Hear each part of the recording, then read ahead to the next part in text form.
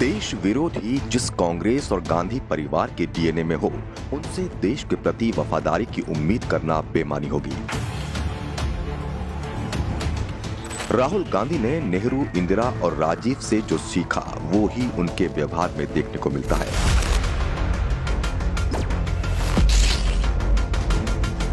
राहुल को भी अपने पूर्वजों की तरह भारत से ज्यादा चीन पसंद है, और चीन पसंद हो भी क्यों नहीं, क्योंकि वो चीन ही तो है जो कांग्रेस और गांधी परिवार को फंडिंग करता है। कांग्रेस ने सत्ता में रहते हुए राजीव गांधी फाउंडेशन के नाम पर चीन से मोटी रकम ली। साल 2005 से 2007 के बीच राजीव गांधी फाउंडेशन को चीन से 1,35,00,000 रुपए मिले थे। चीन ही नहीं, राजीव गांधी फाउंडेशन को भारत विरोधी गतिविधियों में शामिल जाकिर नाइक की संस्था Zakir Naik Islamic research foundation से भी 50 लाख रुपए मिले थे। यह फाउंडेशन आतंकवादी गतिविधियों में शामिल होने के कारण भारत में बैन है। इससे यह तो साफ हो जाता है कि ये भारत विरोधी ताकतें कांग्रेस को फंडिंग भारत की तरक्की और खुशहाली के लिए तो नहीं करती हो। आपने हमेशा ये ही सुना होगा कि दो देशों के बीच MOU या समझौते हुए हैं, लेकिन क्या कभी आपने सुना है कि दो देशों की पार्टियों के बीच समझौता हुआ हो? ये आपने नहीं सुना होगा। कांग्रेस ने 7 अगस्त 2008 को सोनिया गांधी के सुपरविजन में कम्युनिस्ट पार्टी ऑफ चाइना के साथ एक समझौता किया। शी जिनपिंग उस वक्त CPC के जनरल सेक्रेटरी हुआ करते थे और राहुल गांधी कांग्रेस के जनरल सेक्रेटरी हुआ करते थे। कांग्रेस की तरफ से राहुल गांधी ने साइन किए थे। राहुल के दस्तखत किए जाने से पहले राहुल और सोनिया गांधी ने शी जिनपिंग के साथ एक अलग मीटिंग भी की थी। आखिर ऐसा इस समझौते में क्या था जो कांग्रेस ने भारत सरकार की तरफ से कराने के बजाय पार्टी स्तर पर किया? कांग्रेस ने कभी इस समझौते को पब्लिक नहीं किया। कांग्रेस ने कभी नहीं बताया कि कौन से देश हितों का सौदा करने के लिए माँ बेटे चीन के आगे नतमस्तक थे।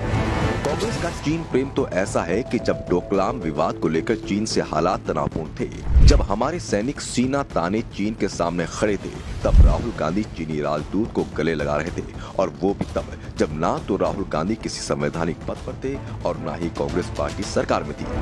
आखिर चीनी राजदूत से राहुल गांधी ने ये मुलाकात किस हैसियत से की थी?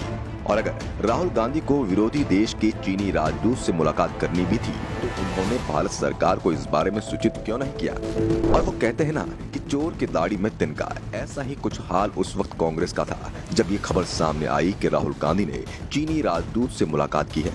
पहले तो कांग्रेस झूठ बोलती रही कि कोई मुलाकात नहीं हुई, लेकिन जब मामले ने तूल पकड़ा तो फिर कांग्रेसी लिपापोती करते नजर आए। क्या राहुल गांधी चीनी राजदूत से ये पूछने गए थे कि डोकलाम विवाद पर भारत का पक्ष कमजोर करने के लिए वो चीन की क्या मदद कर सकते हैं? चीन के आगे नतमस्तक रहने वाली कांग्रेस भारतीय सेना को भी अपने जैसा ही समझती थी।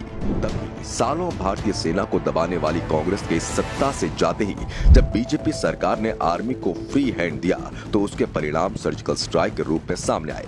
लेकिन भारत विरोधी सोच रखने वाली कांग्रेस ने भारतीय सेना के शौर्य पर सवाल उठाते हुए सेना से ही सर्जिकल स्ट्राइक के सबूत मांग लिए। सर्जिकल स्ट्राइक की बात करते हैं कि हमने इतने लोग मार गिराए,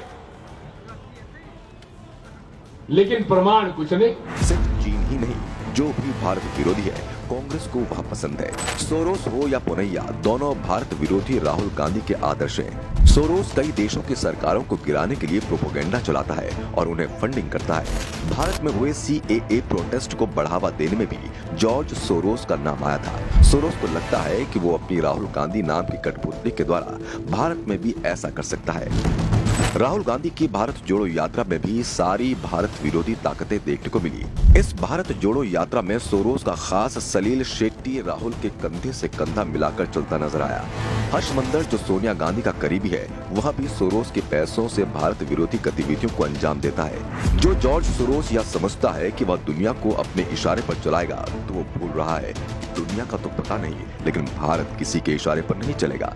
ये नया भारत है, ना ये इशारों पर चलता है और ना ही दूसरों के इशारों पर चलने वालों को बख्शता है। लेकिन कांग्रेस को यह बात समझ नहीं आ रही है। समझ भी कैसे आए, क्योंकि राहुल गांधी ज्ञान भी तो जॉर्ज पुनैया जैसों से लेते हैं। अगर आप भूल रहे हैं तो आपको याद दिला दें कि जॉर्ज पुनैया वही हैं जो भारत माता का अपमान करता है और हिंदू देवी देवताओं का अपमान करता है, और राहुल गांधी बैठे हुए चुपचाप सुन लेते हैं।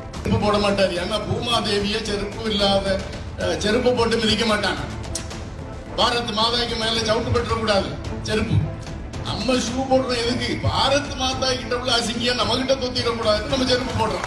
தேவியால நமக்கு சொறி சிறங்கெல்லாம் வந்துடக்கூடாதுன்னு சொல்லி தமிழக அரசு இலவச செருப்பை கொடுத்துட்டு, இந்த பூமாதேவி ரொம்ப டேஞ்சரஸ் ஆளு, चोरी पिടിக்கும், चरंग पिടിக்கும். भारत माता का अपमान करने वालों को राहुल गांधी चुपचाप इसलिए भी सुन लेते हैं क्योंकि वो खुद विदेशी धरती पर जाकर भारत का अपमान करते हैं। राहुल गांधी विदेशी धरती पर जाकर भारतीय लोकतंत्र पर सवाल उठाते हैं और भारतीय लोकतंत्र को खतरे में बताते हैं।